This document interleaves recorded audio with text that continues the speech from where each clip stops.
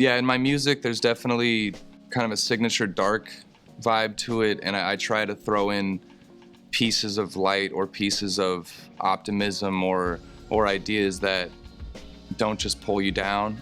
I don't really tend to write it with an audience in mind. I write it with me as the audience. I have my own creative goals and creative targets I want to hit. I think whatever niche I've created is because I'm more of like an artist where I don't want people to be able to predict exactly where I'm going, although I want my signatures to remain there, kind of like, you know, these guys do. And but I've always been attracted to dark things.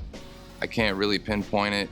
Even, you know, when I was a kid, everything from serial killers to fucking SIBO to horror movies to there's something in dark ideas and things that scare people and things that make people uncomfortable. I relish in, and I like extreme things. I like things that remove people from their complacent roots. I like things that scare people or make people question their ideas. I like when art is angry. I like when art expresses things without trying to placate people or trying to pander to an audience. I don't think it's as common as I wish it could be, you know?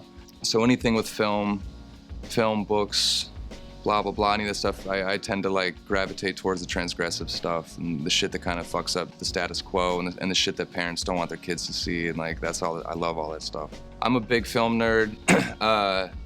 Horror is my bread and butter. I love everything from, you can have a hobby where it's like, oh, that's interesting, and then it can hit a point where it's almost like, you're like, oh, you're kind of teetering on geeky and pathetic, and I think I'm like right on that cusp. Like I'm really obsessed with classic horror flicks, old Italian horror flicks, and I love classic foreign stuff. So whether it's classic stuff, I like, you know, Alfred Hitchcock, Akira Kurosawa, Ingmar Bergman, Dario Argento, a lot of stuff. For more modern stuff, I love like David Lynch.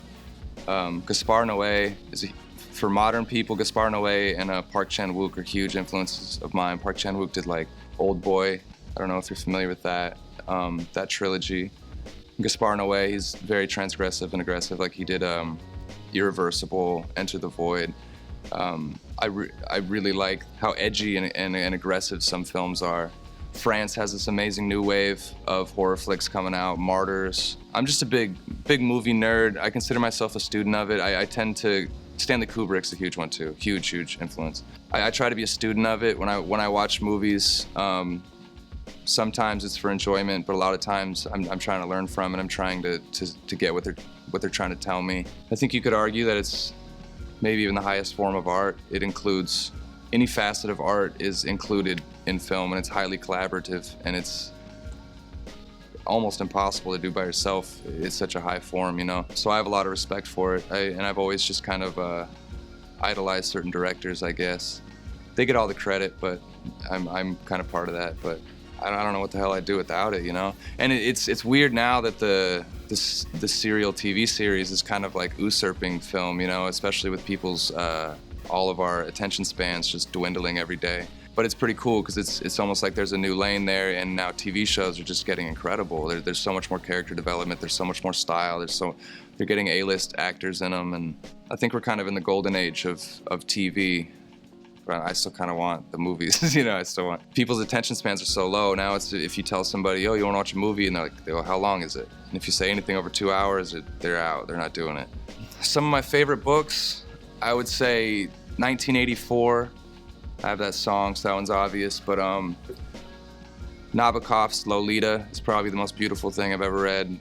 You know, for fiction, like Clockwork Orange, American Psycho, Bret Easton Ellis. I like Cormac McCarthy for fiction stuff, but then I like Brave New World. Aldous Huxley's a big hero of mine, and he was a big proponent of psychedelics and just progressive thinking. And I tend to vacillate between nonfiction and fiction.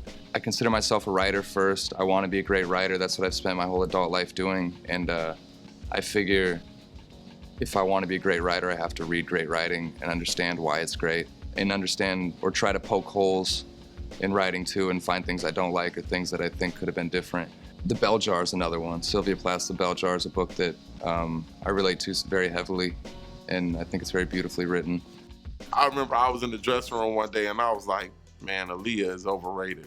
And he's like, don't you talk about Aaliyah and her memory, and Aaliyah is a good friend of mine, and if you talk about her again, I'll hit you in your mouth. Saturation of all these motherfuckers making beats.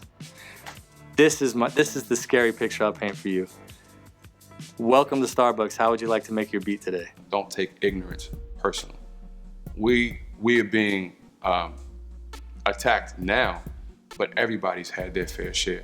I told him too, I was like, it's crazy that you're nervous to play me stuff.